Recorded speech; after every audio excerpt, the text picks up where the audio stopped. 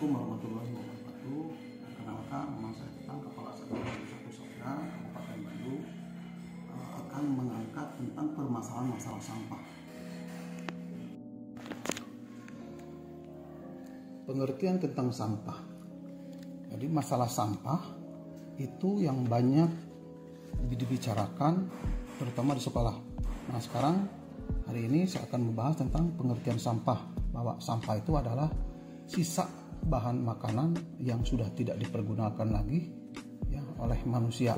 Nah, sampah itu ada yang disebut sampah organik, kemudian anorganik yang bersifat dapat diurai maupun tidak terurai dan dianggap sudah tidak berguna lagi sehingga dibuang ke lingkungan. Alam tidak mengenal sampah, yang ada itu hanyalah daur materi dan energi. Hanya manusia yang menyampah mengakibatkan munculnya sampah. Nah, ditinjau dari kepentingan kelestarian lingkungan, sampah yang bersifat organik tidak begitu bermasalah karena dengan mudah dapat dirompak oleh mikroba menjadi bahan yang mudah menyatu kembali dengan alam. Sebaiknya sampah anorganik sukar terombak dan menjadi bahan pencemar. Nah, pencemaran lingkungan umumnya berasal dari sampah yang melongo pada suatu tempat penampungan atau pembuangan.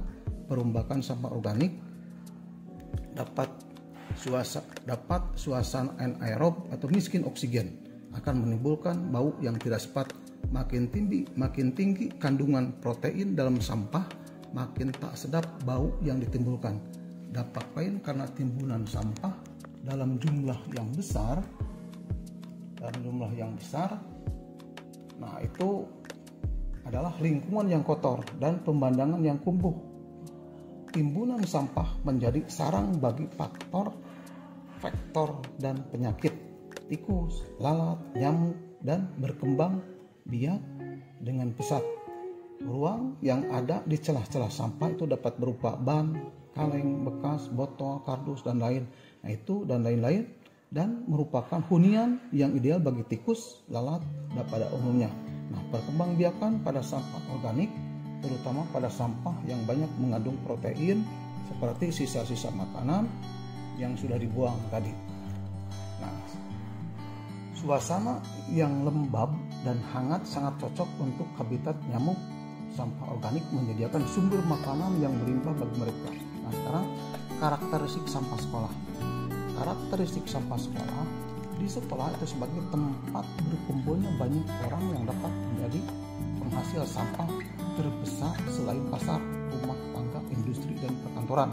Secara umum, sampah itu dapat dipisahkan menjadi satu sampah organik, kedua sampah non-organik. Nah, sampah organik itu mudah busuk, berasal dari sisa makanan, ini mudah didaur ulang, misalkan sisa sayuran, buah-buahan, sisa ikan, daging, sampah kebun, rumput-rumput, dan lain-lainnya.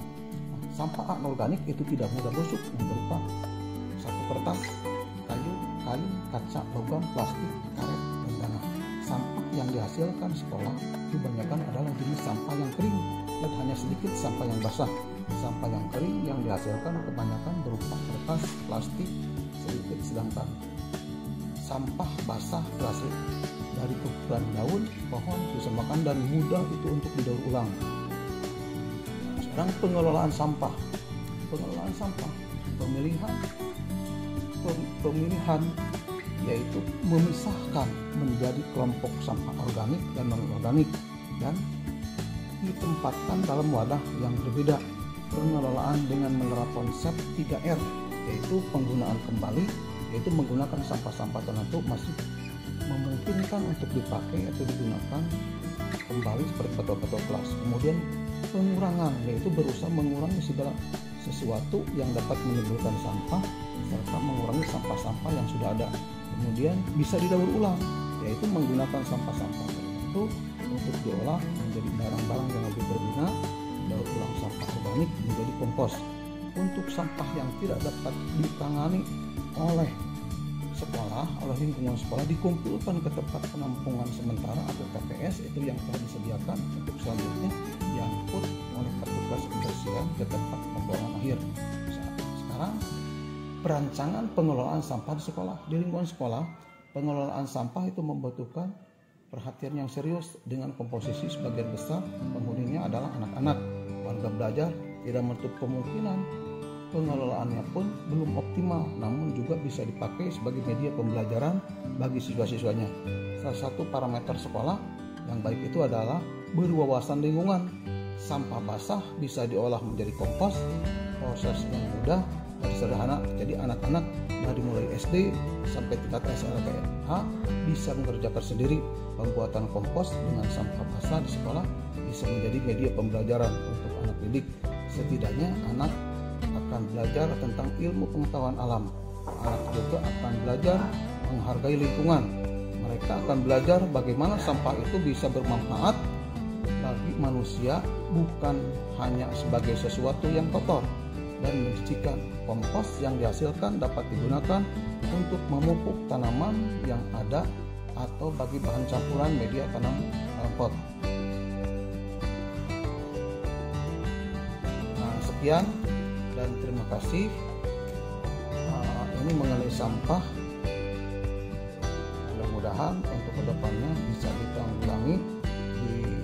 ditanggulangi dan bisa dimanfaatkan baik di lingkungan sekolah maupun di masyarakat. Terima kasih. Assalamualaikum warahmatullahi wabarakatuh.